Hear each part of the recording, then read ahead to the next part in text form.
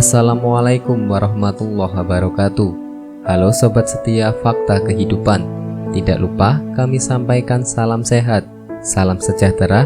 Semoga tercurah segala bentuk kebaikan dan juga kita semua dalam lindungannya.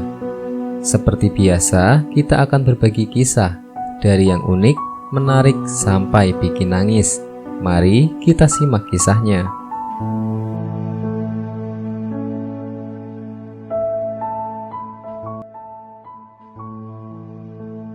Kisah nyata, terlempar dari liang lahat. Jasad ulama ini ditolak bumi. Mulutmu adalah harimaumu. Kalimat ini menunjukkan betapa pentingnya menjaga lisan seseorang agar tidak menimbulkan musibah. Banyak ayat dalam Al-Quran yang menunjukkan hal itu. Wahai orang-orang yang beriman, bertakwalah kepada Allah dan ucapkanlah perkataan yang benar. Quran Surat Al-Ahzab.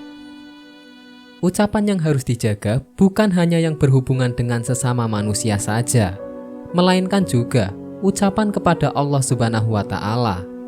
Sehingga ketika seseorang berdoa, harus benar-benar menjaga ucapannya, sebab Allah akan mengabulkan setiap permintaan hambanya jika Allah menghendaki.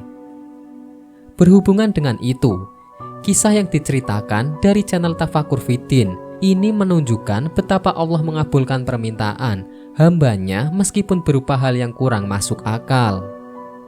Kisah ini ketika seorang pemuda bernama Ali bin Muhammad pergi ke suatu daerah untuk tujuan berperang. Di situ ia menjumpai seorang ulama yang sebut saja namanya Syekh Fulan tengah memberikan kajian di masjid. Selepas kajian selesai, Ali kemudian mendekati Syekh Fulan dan kemudian berkenalan dengannya. Setelah berbicara panjang lebar, Syekh Fulan kemudian memberikan Ali tawaran. "Sudikah kamu bergabung dengan kelompokku?" tanya Syekh Fulan. Mendengar itu, Ali paham akan konsekuensinya dari tawaran Syekh Fulan itu. Suatu saat jika kelompok itu berperang, maka Ali diharapkan untuk ikut juga. Ali kemudian menerima tawaran tersebut dan kemudian ikut berperang pada kelompok pertamanya itu. Menjadi kelompok Syekh Fulan, Ali kemudian tinggal bersamanya.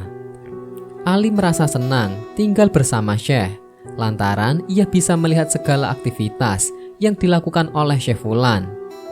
Ali melihat betapa rajinnya Syekh Fulan mengerjakan sholat setiap malam, serta puasa dan ibadah lainnya. Namun suatu hari, pimpinan daerah tersebut mengumumkan akan mengadakan peperangan. Dan saat itu, terdapat 1.000 relawan yang akan bersiap berperang, di mana salah satunya adalah Syekh Fulan, begitu pula Ali. Singkat cerita, saat peperangan terjadi, Allah kemudian menakdirkan kelompok yang di mana Ali berada memenangkan peperangan. Namun saat itu, Syekh Fulan gugur dalam peperangan. Ia kemudian menjadi salah satu dari yang gugur dan mati syahid. Jenazah Syekh Fulan kemudian diurus sebagaimana mestinya dan hendak dikuburkan. Ketika dikuburkan dan dimasukkan ke liang lahat, bumi bergetar hebat. Jasad Syekh Fulan tiba-tiba terlempar keluar sejauh 10 zirah. Hal ini kemudian membuat orang-orang yang berada di sekitar bertanya-tanya. Kuburan baru pun kemudian digali. Namun hal yang sama lagi-lagi terjadi kepada jenazah Syekh Fulan.